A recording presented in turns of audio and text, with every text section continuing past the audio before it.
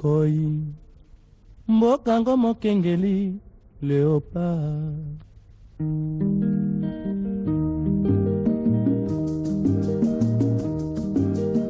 Tofungwani misolelo Tomoni bozo banyoso tosali Oya kobongisa Kongo aveni Ebongi tosala Moto nyonso ata. Aujourd'hui, bienvenue à vous qui nous rejoignez pour suivre votre émission Écho du Haut Conseil national de la transition, une émission à caractère politique qui vous informe de toutes les résolutions et des recommandations prises au finissage des travaux de la conférence nationale souveraine. À la une dans cette émission, les questions de la transition. Suivez dans cet entretien son Excellence Kapend Elikani Boudelut, président du Haut Conseil national de la transition, et on se retrouve juste après.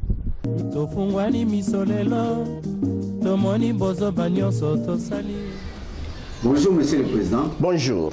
Monsieur le Président, vu tout ce qui se passe dans notre pays, la transition est en train petit à petit de se dessiner. Alors, quels sont les points principaux de la transition en République démocratique du Congo?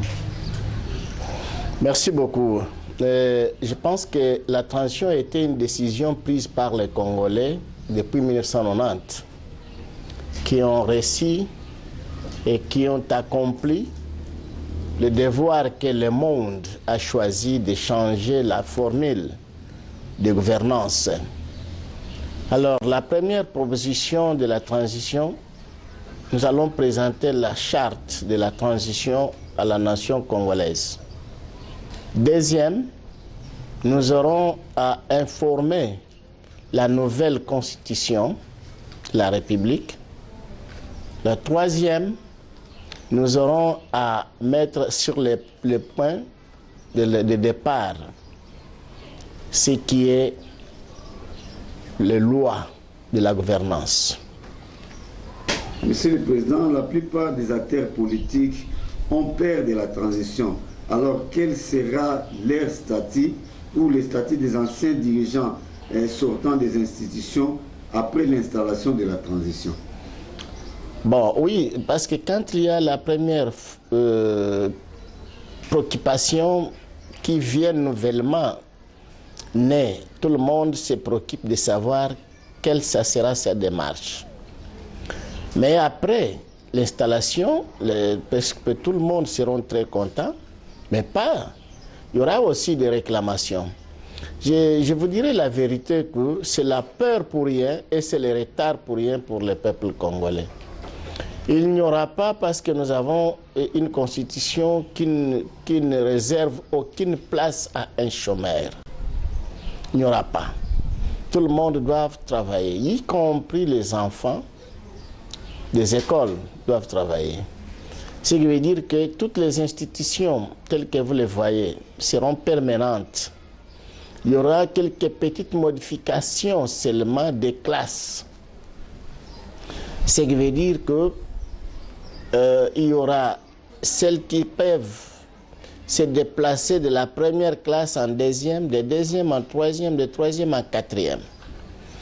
Mais celles qui viendront, ils remplaceront la première, la deuxième et la troisième. C'est qu'il n'y aura pas une classe qui sera exclue, il n'y aura aucune autorité d'une institution qui sera exclue. Tous seront retenus et chacun doit travailler de toute sa façon telle qu'il est, que la population soit posée. Monsieur le Président, la République démocratique du Congo aujourd'hui a près de 500 partis politiques. Qu'est-ce que la transition va donner comme devoir à exercer au cours de la transition? C'est ce que nous venons encore de dire. Principalement les partis politiques et les présidents des partis politiques sont les notables du gouvernement, des gouvernants. Ils seront repris et ils seront tous concentrés, ils seront engagés, ils doivent travailler. La politique, c'est pour améliorer les biens de la nation. Et les garants de la transition aura la place de mettre tous les partis politiques, chacun à sa place qu'il faut mériter et à travailler. Monsieur le Président, le peuple congolais est celui qui cherche aujourd'hui son bien-être. En quoi sera-t-elle bénéfique cette transition pour le peuple congolais? Le bénéfice du peuple congolais en est que la première chose, nous devons chercher la place des votants. Parce qu'on ne peut pas donner la priorité seulement aux votés. Mais les votants n'ont rien à voir. C'est que la première préoccupation de la transition, c'est chercher la place des votants ou de la population. C'est ça la première préoccupation et prioritaire avant toute chose de mettre en vigueur les institutions. La première chose, c'est la place de la population. Monsieur le Président, on ne peut pas construire un état de droit si on n'a pas une justice. Aujourd'hui, tous les détourneurs de fonds publics, des blanchiments des capitaux, arrêtés sont libérés sans aucun paiement. Que dit le président Kapende Likani? Chacun qui entre à sa manière de prononcer sa forme de lidérance. Mais Kapende, dans la transition qu'on lui a donnée par la population, comme les chefs d'État aussi qu'on lui donne par la population, il amène aussi sa forme de gouverner. Je pense que, comme vous savez, pour nous, il n'est pas nécessaire, j'ai déjà parlé maintes fois, qu'après la prestation de serment, la première chose, 48 heures ou 72 heures, c'est de balayer toutes les prisons de la République. Toutes les prisons de la République. Parce que chacun ou chacune doit suivre premièrement des nouvelles lois de la nouvelle Constitution et de la nouvelle République et de nouvelles gouvernances. Pour ne pas dire, quand on a parlé, nous étions privés de la télévision, nous étions privés de la radio, là nous étions en prison, où nous étions en refuge, où nous étions en exil. Mais premièrement, on doit balayer toutes les prisons et les prisonniers doivent rentrer à leurs respectives maisons. Alors c'est par là que nous allons connaître quelle sera la loi des voleurs et quelle sera la loi des détourneurs des fonds publics. Monsieur le Président, comment analysez-vous cette situation? Depuis plusieurs mois, les massacres dans les Bandundu, partout ailleurs dans la République démocratique du Congo. Pas de mesures papables par les institutions en place. Non, des mesures sont là. Sauf qu'il y a la multitude de rébellions. Vous savez, depuis l'Est, il y a plus de 50 groupes de rébellion. Plus. Et aujourd'hui, ça vient de naître encore, comme la fois passée, à Yumbi. Aujourd'hui, nous sommes déjà encore de nouveau à Bandundu, à Kwamutu. C'est une rébellion qui s'augmente. Mais nous avons une vaste république qui demande beaucoup de stratégie et surtout, celles qui dirigent les institutions doivent collaborer en collaboration avec les anciens dirigeants des troupes pour qu'on puisse trouver une solution d'urgence. Parce que s'il n'y a pas une collaboration et que vous collaborez uniquement avec des classes commerciales, avec des classes de business, vous ne faites absolument rien. Aujourd'hui, tel que nous parlons, les peuples n'ont rien à réclamer, mais ils attendent qui doit amener la vraie politique qui doit correspondre égale aux États-Unis d'Amérique, égale la France, la Belgique, l'Angleterre, l'Italie et tout consort. C'est là où on cherche. Mais on ne cherche pas des acclamations des riches, parce que les riches, il y en a. Monsieur le Président, nous avons appris par certaines sources le nouveau chef d'état-major vient de retirer 145 officiers rwandais infiltrés dans les FARDC. C'est une voie pour la solution? Dès que nous les verrons publiés, dès que nous verrons vraiment la vérité qu'on a amenée dans l'avion les Rwandais au Rwanda, alors ça sera un plaisir pour nous tous d'acclamer.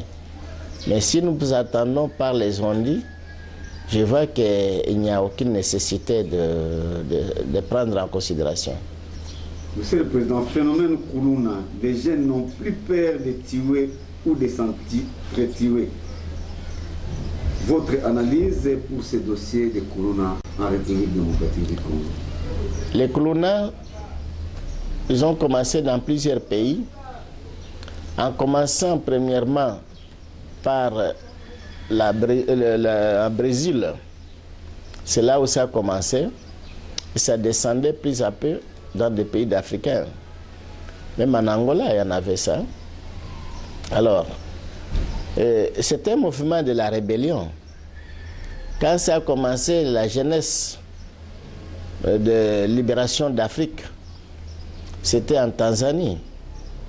Alors, là, il y avait plusieurs partis politiques qui ont pris part. Chez Koulouna, demain, ça doit prendre... Aujourd'hui, ça travaille avec des machettes, et demain, ça sera avec des armes, et plus tard, il y aura des bataillons et des commandants de Koulouna.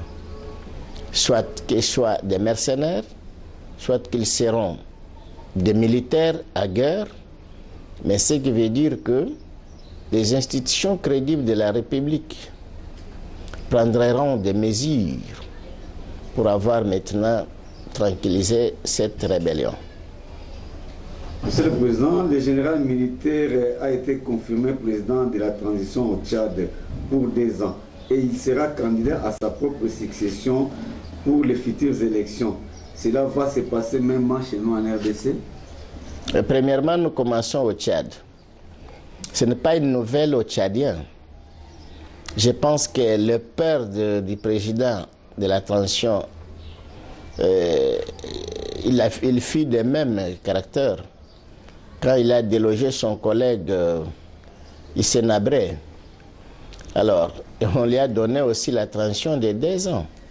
Vous connaissez très bien, et vous dominez très bien l'histoire du général Itno, Idriss Didi Itno. On l'avait donné, il avait demandé la transition de 2 ans. On l'avait investi par la même cour constitutionnelle. Et il a décidé de donner les pouvoirs aux civils après 2 ans. Il a été aussi candidat aux élections. C'est l'histoire qui se répète. Allons voir qu'est-ce qui doit se passer après toute cette histoire qui vient de passer au Tchad, en commençant par Tombalbaye. Après Tombalbaye, c'était Boukoun-Ouidei. De Boukoun-Ouidei, Issé Nabré. Issé Nabré, c'était Itno. Itno, c'est Maman. On va voir maintenant qui sera le président du Tchad, qui doit amener aux Tchadiens au développement et à la stabilité de la nation et surtout la sécurité. Parce que quand on vient de nommer par la population militaire, et vous savez qu'il y a aussi d'autres rébellions qui jusqu'à aujourd'hui qui refusent de revenir. Et j'ai toujours dit, on ne laisse pas un sergent Ambrose. Demain, il viendra avec grade du général et il viendra avec la troupe. Mbote mwana mboka pendelikani. Mbote. Boni santé au Conseil national de la transition. Et tikaliki yango moko kakine fena laisser na balie au tap. Donc bango bazana terrain na minute. Bango nde kaka bazako vibrer déjà sans hésitation. Solo bango moko batikali sans oyo mwana mboka zali sanza moko on dirait ba révélation makambo belé to kolobela ngo mwasima. Mwana mboka tolobaki awa mikolo eleki makambo Corneille Nanga. Baba convoqué na parquet akende kusamba. Kwa lobi solo lomboko mutawo lo basolo te. Bon, omoni ezali likambo moko ya kopesa mwa lisese moko. Ndeke o babenga kaka cheche na ndeke mosusu pigeon bazalaki ba vrais amis, très vrais amis, kolia ko vivre kotambola dans l'ensemble ka cheche na pigeon. Un jour kachecha zi matanga mwana kufi. Alors Pigeon azangaki nini ya kumemela deja kacheche na ndako. Aluki amonite. Ake deja ina zamba akuti esika ba mama bachiaka manyok na mai. So kena bambo okuta deja manyok ba mama bakenda ochia manyok na mai. Lobi wana balongo 3 jours après balongo yango. Tango ake deja ezalaki mwa bazer tardive. Akomi akotisi maboko tita yoki azo tokoluka deja manyok deja na mai. Ayoki ya monene azi a China God. Akenango na matanga. Tango koni matanga yebisi moninga na ye kacheche. Na umeli ndeko talakaka. Balobaka deja oke kotala ndeko na matanga kokende maboko pamba te. Matanga epola kate. Matanga esi alaka deja ya libela. Yango naza kuluka mwa iloka kulia pona memela yo. Pigeon azi kitunga ya manyoka pesi kachecha. Kachecha zi ya pesi bana naye na mwasi naye botia na ndako. Bana bake kufungula deja na sachet baye kukuta leki na bango bauti kukunda deja wana. Babimi bayebisi papa. Daka utala deja sachet we yonde kuna yo aye nango. Ere baye kutala mwana bauti kukunda lobi. Kachecha bimi abengi batu nyonso ya mboka baye wana bazingi Pigeon. Alobi ndeko Omemlaki ngai nini? Abia ndeko. Moi manyok na yaki deja na malheureusement ezaka ya mai. Abi boya na sachet wana. So bamatang tozo selande ya mwana. Ko to ebite yo mwana ye ozi ye wapi. Pigeon azanga liloba koloba. Alobi ndeko. Pona loba verite na yaki nango na ndako te. Na mai na talaka na buto na kotsi maboko pona zula kama so na yeko maste. Mwana nde to kundie. Metozo tuna wozi yango wapi. Mboka babenga deja famille ya Pigeon baye kotala deja seina wana. Baboma Pigeon nde bako balobi deja keke yari ile mulemba. Ngo balobi boye mawa Elia maki na souffrance. Roya yoka mawa baliyo. Donc boko mawa ezate. Tolo bana mukuse. Baoliayo. Mwana mboka solo tolandaki tata mokonzi na ndenge tolandaka mwa nani mike na tandeke. Alobi na ba FARDC bobunda pona mabele ya mukete. Mboka oyo ezali ekozala communauté Africa community enalobaki. C'est-à-dire que tozo condamné ba officier pamba ye tata mokonzi moko alobaki bobunda te pona mabele ya mike. Donc bunda kana za mabele ya muke kwa moto za mabele ya muke ba bunda te pona ngo. To epanga ngamala yebisa biso likambo yo secret ni nezana sewana tozo yebate bana mboka bakomi ambruye. Soko moni papa ake zamba. Wabie na ndako na tongo botuni mama. Mama banda tongo papa to moni ete. Mama alobi papa lamukaki na ba 4 heures. Kindaki deja kosala chasse na zamba. So bokomi 18 heures.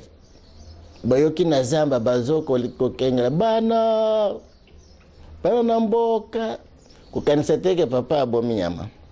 Beteda za bakangie na mboma na nguma. Fo bokende rebele kende mokote bokende bele. Tawo yoki deja papa lobi deja ke bobuni la ka mboka mukete. Fo ko tala papa est-ce que na makola za libre ou bien na maboko za libre. Tolo bakangami na bakor eza mukuse. Bakor papa esala makana ndenge. Eza akor esala na butu. Eza akor esala na tongo. accord mosusu na moi. Yango likambo yango kato ndenge tata mokonzi alobaki tolandaki mpe tata mokonzi ya mboka Rwanda na mikili ya poto alobi bakongolais bisi bato ya diaspora bino diaspora congolaise na bakongolais baza na mboka bolinga te nord na sud Kivu za ya ngai Kagame na kozwa yango mpona Rwanda tosala deja bakor bango nyonso nde baza wana botuna Félix akoyebisa bino sauf kaka moko na namona te oyo bapoliticien mpa na ngai Martin Fayulu le reste nyonso bayaki mpa na ngai mpona bakor mpona mbongo likambo oyo révélation oyo toloba nini mpona mboka na biso. Papa, soko moni moto abeti tolo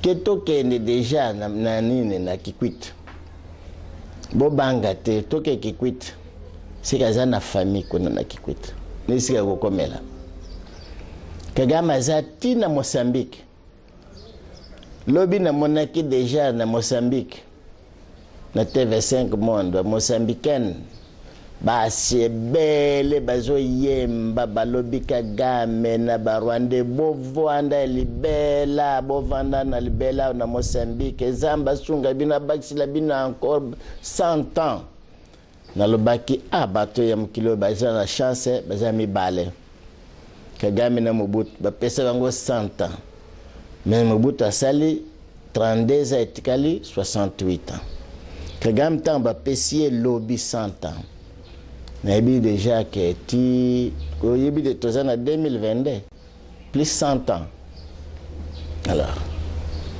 donc rajo Afrique mobimba tango alobi wana donc yoki abeti tol que à part oye na yambi nani te eza Martin Fayulu peut-être Martin Fayulu alobaka bien ya Kagame yango babombie.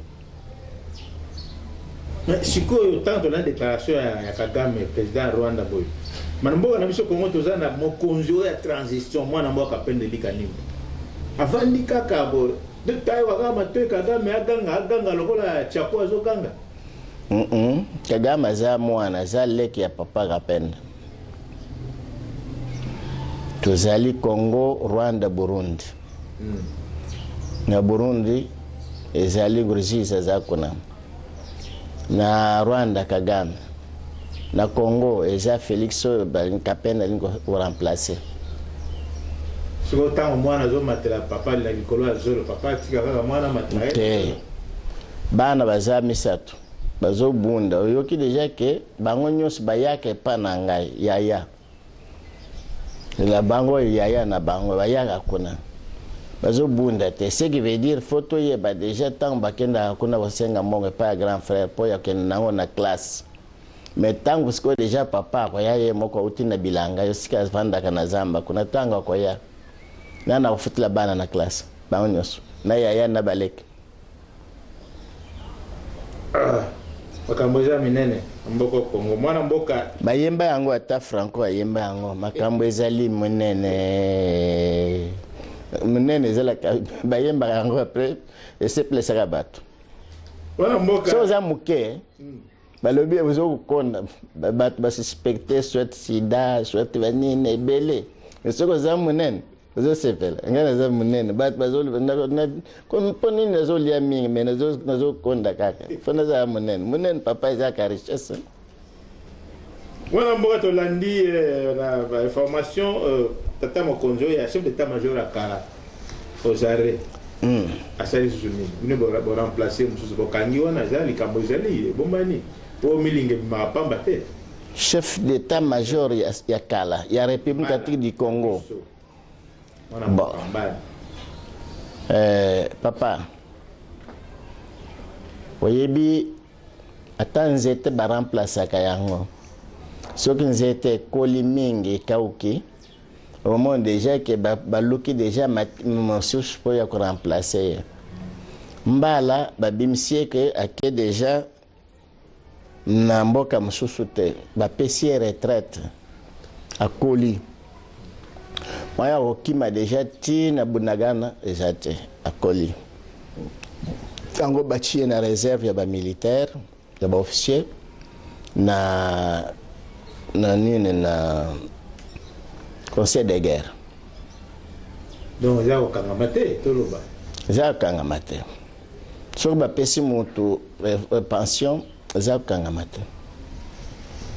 mwana mboka tomoni bato nyonso bazolela mpona makambo ya justice ya mboka bakangi motu lobi kuna détourne mbongo lobi babimisie liberté provisoire kokende libela pays moko tata mokonzi alobaki mikolo eleki abi justice ya Congo rien ne va, ça ne va pas.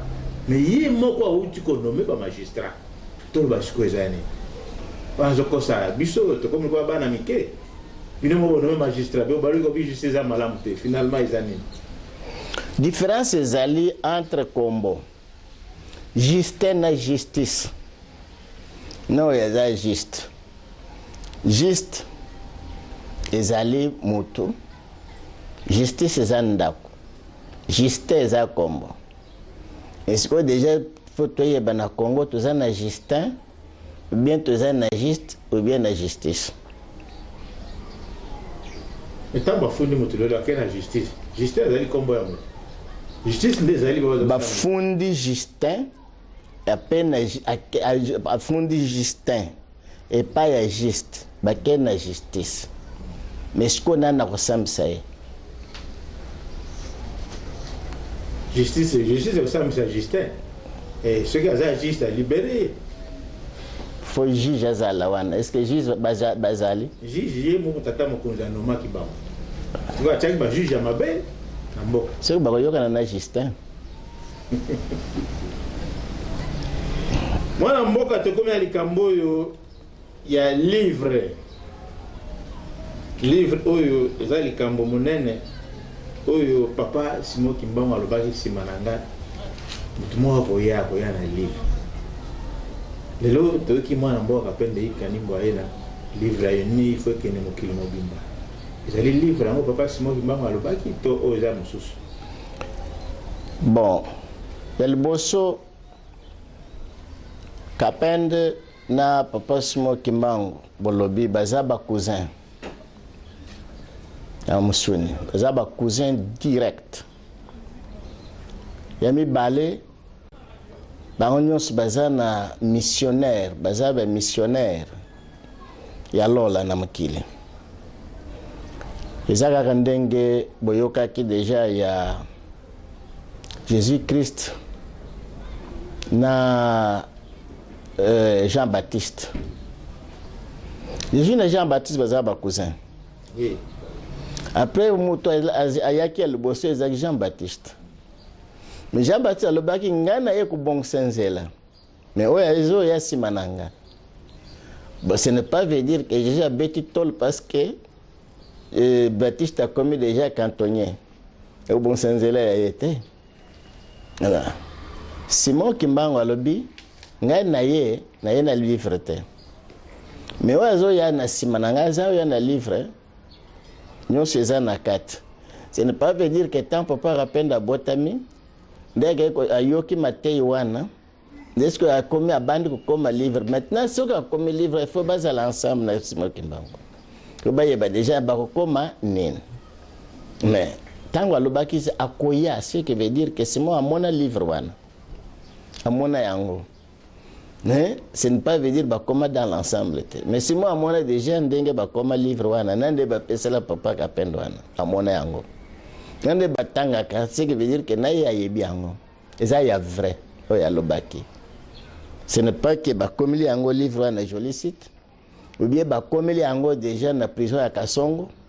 Est-ce que papa se moque de la quitter? Donc, tout le bas, si vous avez un mwana mboka kapende likanimbo livre wana. Ce que tourne déjà dans le tribunal, sans bakanga que Jésus, batuni likambi ya Moïse na Eli. Alinga kulimbla ndeni. Ke ibi angote. Avant Eli azalaka. Avant même jour wana butu bakanga na tongo na bakanga Jésus. Ezakina nan. Ezakina Moïse na Eli. La même chose. Donc, solo, livre. Isaiah solo, papa, Isaiah ko tatonete. Isaiah vrai. Isaiah livre moko ya ba congolais te. ya ba Namibien te eza livre ya monde entier ya lola tinase oyo ko pesa kimia na mokili mobimba nyonso soko land livre wana obiki soko zi en légère yeba likambo déjà ya Noa ya solo bana mboka batindaki biso message ya suka balobi tokaki lisolo ya mwana mboka Kapende Likanimbo tango bakangaki na Kilmazer ya yo ya suka ya liboso plutôt na parti ya suka nenga betaki lisolo abukaki immeuble wana bimisi bato bakena bango bongo lelo nezo zanga buka anyata baba bango na nyonso yo aka Kongo amemango isika OSC soki na buki ce que veut dire naza présidente boto ko tianga président est-ce qu'il faut na batela déjà na tongango bien sanga na bande na ko buka o ya mabe o nyata ndebe ndimi ko buka na centre bazolo bela yango wana na moni na ennemi na te na moni na ennemi te na kota nani nde na ko yeba ennemi aza nan moment oyo ennemi na monante wana na monaki ennemi na kini mazere ezalaki gouvernement ya bikina mwana mboka Kabila ya to nyataki yango. Monsieur le Président, nous sommes presque à la fin de notre entretien. Aujourd'hui, que disent les institutions en place sur la transition en République démocratique du Congo? Ils entendent l'installation.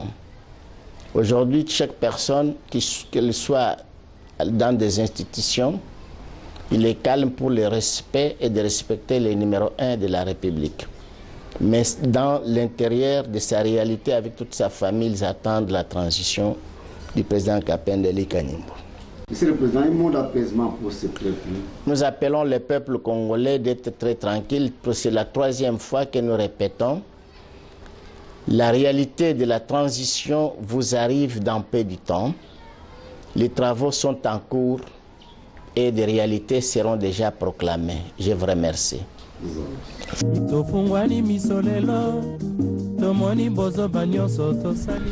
C'est par ici que s'achève votre émission, mesdames et messieurs. Merci de l'avoir suivi. Merci à la grande équipe qui m'a tenu compagnie. Rediffusion de cette émission chaque jeudi à 11h10. Retrouvez-nous sur notre page YouTube Bilingues TV à mardi prochain pour un nouveau numéro. Portez-vous bien. Congo nde mboka